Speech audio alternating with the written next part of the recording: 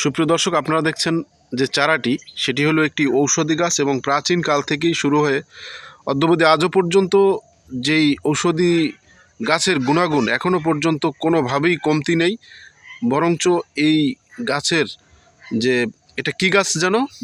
বহেরা গাছ। এই যে বহেরা গাছের ঔষধি গুণ অত্যন্ত মারাত্মক এবং যার কাছ থেকে শুনবো যে আসলে ঔষধি গাছটা কিভাবে আপনারা পাবেন এবং এটি কতটা ভালো ঔষধি গাছ বলেন। বহেরা গাছ আমলকি হর্তকি বহেরা, এইটার নাম হলো ত্রিফেলা। এই ত্রিফেলা মানুষে যদি খায় তাদের গ্যাস্ট্রিক থাকে না।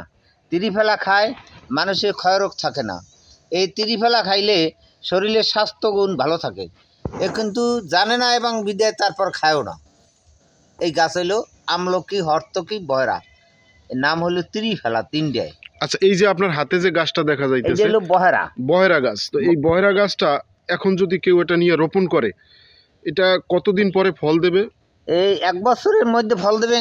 1 বছর পর? 1 বছর পর। আচ্ছা, গাছগুলো কি দেখতে কিছুটা বাদাম গাছের মতোই? এককাল অবিকাল বাদাম গাছ। আমরা দেখতে পাচ্ছি কিছুটা অনেকটা বাদাম গাছের মতো দেখায়, ঠিক না? ভিতরে বাদামও আছে। আচ্ছা আচ্ছা, খাইতেও পারে, খুব খুব স্বাদ। আচ্ছা, স্বাদের যার শেষ নাই। তার মানে এই চারা যদি এই বহেরা চারা যদি কারো দরকার হয় আপনি আরো দিতে পারবেন, কোনো সমস্যা নাই। আচ্ছা, বহেরা চারা, দর্শক যারা ঔষধি গাছের সন্ধান করছেন, যারা এই ঔষধি বহেরা চারা খুঁজতেছেন, যে যাদের প্রয়োজন, তারা কিন্তু আমাদের কাছে এই স্ক্রিনে দেখানো নাম্বারে যদি যোগাযোগ করেন তাহলে কিন্তু আপনাদেরকে দেয়া যাবে। এছাড়াও আমাদের কাছে যদিও আরও অনেক ঔষধি গাছের চারা আছে, তারপরেও এই গাছগুলো অনেক আগ থেকেই ছিল, কিন্তু এখন আসলে অনেকে খুঁজেও পায় না। যারা পাচ্ছেন না তারা আমাদের সাথে যোগাযোগ করলে এই চারাগুলো দিতে পারবো। আর এই যে চারাটা আপনারা দেখতে পাচ্ছেন, এই নিচে কিন্তু কি জানো, এটা প্লাস্টিক দেওয়া, ঠিক না?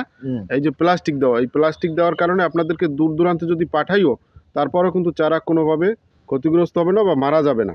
আপনারা অনায়াসে এই চারা রোপণ করতে পারবেন, তবে লাগানোর পর একটু পানি দিবেন। এই যে দেখুন, এই যে গোড়াটা এটা ধারালো ছুরি দিয়ে কেটে তারপরে আপনারা যদি আপনাদের জায়গায় বা টবে, এগুলো যদিও লাগায় না, আপনারা লাগাবেন, হ্যাঁ মাটিতে লাগাবেন। হ্যাঁ, বড় টবেও আপনারা চাইলে লাগাতে পারেন। অনেকে আবার ছাদে রোপণ করে। হ্যাঁ, ছাদেও চাইলে আপনারা রোপণ করতে পারবেন। তো এই ছিল আমাদের আজকের এই ঔষধি গাছ। যে আরো গাছ আছে, গাছের তো শেষ নাই। এই আরো আমরা পর্যায়ক্রমে একটা একটা দেখাবো। তো এটা যেন বহেরা গাছ নাকি? বহেরা গাছ নিয়ে আমাদের আজকের এই ভিডিও ছিল। ভালো থাকবেন সবাই, আল্লাহ হাফেজ।